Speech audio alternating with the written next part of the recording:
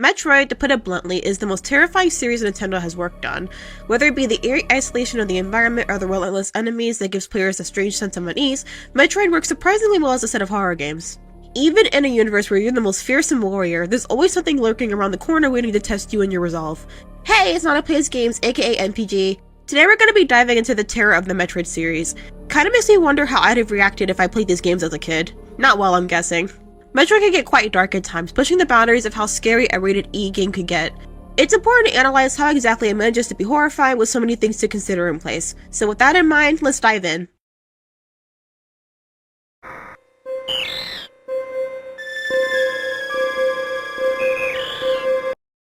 As a bounty hunter, it's Samus's job to hop from planet to planet to complete her assigned missions. It's quite unfortunate for her that each location she arrives at is desolate, hostile, or dangerous, all three of those things being the case more often than not.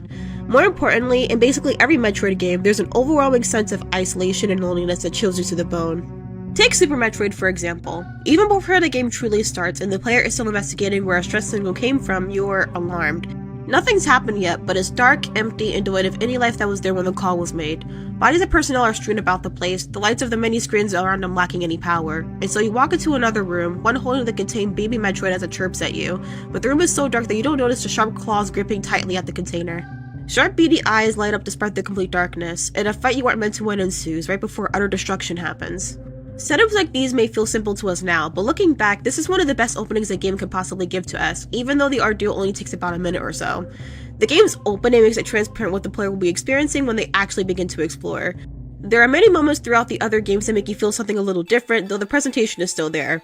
There is so much variety regarding the environments in Metroid than a lot of people know. Whether it be the artificial habitats of the BSL or the claustrophobic corridors of Tourian, players will still feel an unexpected amount of anxiety. Plentiful routes stand in your way here, pathways that seem to go on forever here. It's truly amazing how the game's environment makes you feel. Some places are dark and eerily quiet despite the background music, almost like you shouldn't be where you stand.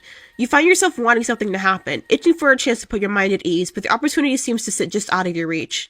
Now, many people think the worst thing to hear is nothing at all, and I'd be inclined to agree, though sometimes the noise and clutter can be just as disadvantageous and worrying. Even knowing what's to come later can be as spine-chilling as being completely oblivious.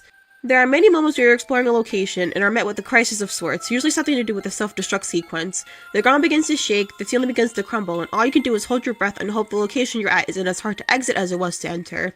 Not every environment is inherently creepy or supposed to be off-putting, but the many that are do a great job.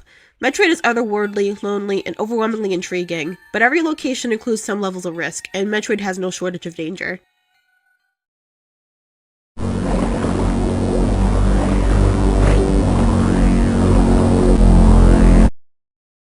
The many situations Samus finds herself in are nothing short of horrible and vicious. Just when you think things can't possibly get worse, they do. Tenfold. I feel as though the game's difficulty more or less matches the absolute nightmare you'd realistically find yourself in had the events of the game been real.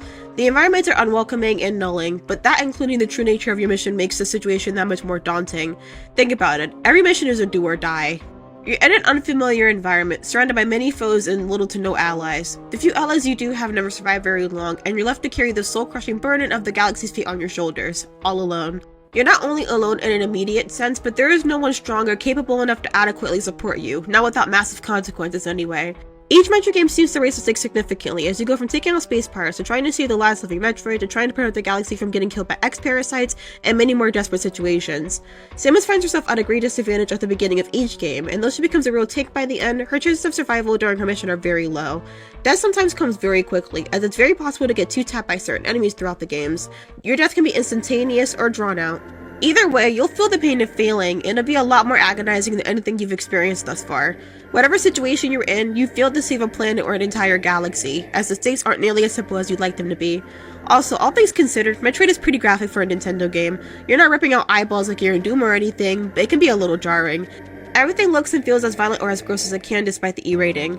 I also think that crawling into the mouth of a matriarch and dropping a power bomb in it is overkill, but what else would you play Metroid for? Either way, one last thing that should be made clear is that Samus' abilities and skills shouldn't be undermined, but one thing I'll elaborate more on later is just how lucky she is. Overcoming obstacles with just raw power and skill is one thing, but luck is not guaranteed, and therefore it may be the most terrifying factor in Metroid. Some things are left up to pure fortune, and Samus just happens to be on the good side of it. She quite literally grazes death multiple times. The stakes and risks Samus experiences while on her missions may be difficult to tough through, but the enemies she faces on a regular are just as, if not more, savage.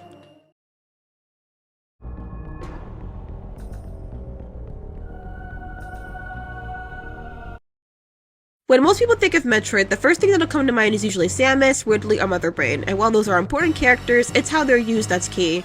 If matters weren't already stressful enough, between planets blowing up and babies being kidnapped, there are always foes ready to spill your blood, sometimes one you have to face again and again with little change. Let's go through the most iconic and disturbing enemies first. Mother Brain, a false pseudo-mother figure to Samus, is highly intelligent and also grossly horrifying. Even during the first time you face off against her, the room she's located in is tight, difficult to navigate through, and very likely to kill you. She stalks you while you explore Zebes, is keen on dominating the galaxy, and almost achieves this, had Samus had not gotten saved by the baby Metroid. But she is far from being Samus' most stubborn foe. Ridley, a space pirate leader who terrorizes toddlers for fun, is not only extremely durable and able to survive the odd of all odds, but is merciless, relentless, and stupidly strong.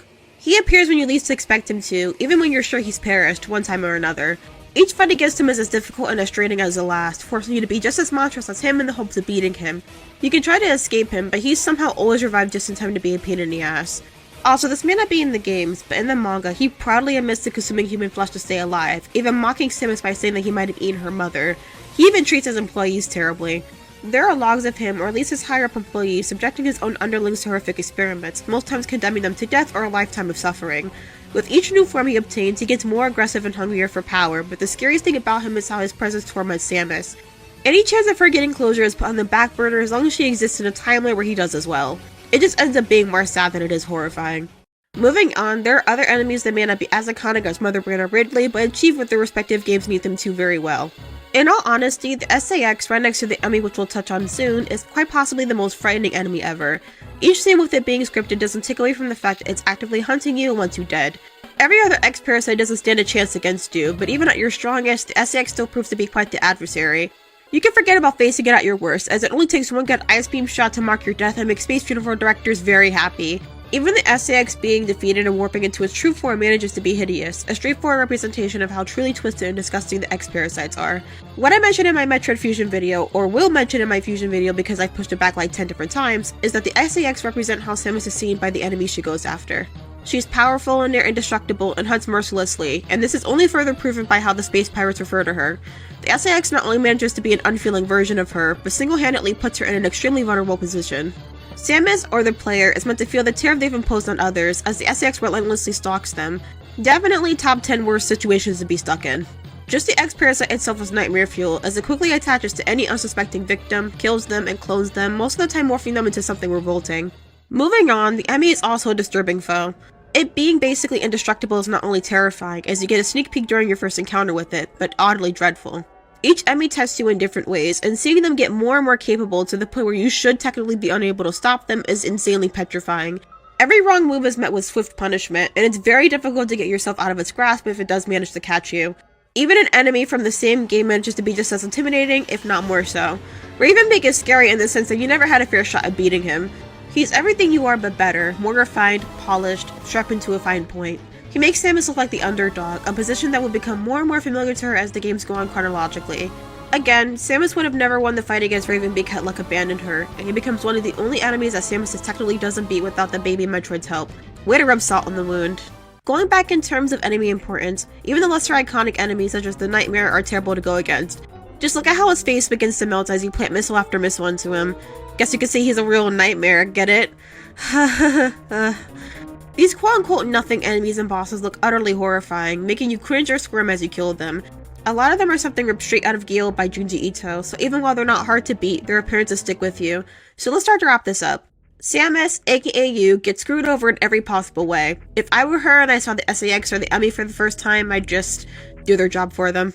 There are too many moments where you're vulnerable and there's next to nothing you can do about it. Even at your rawest, even at your strongest, even when you're trying so hard, sometimes there's nothing to be done.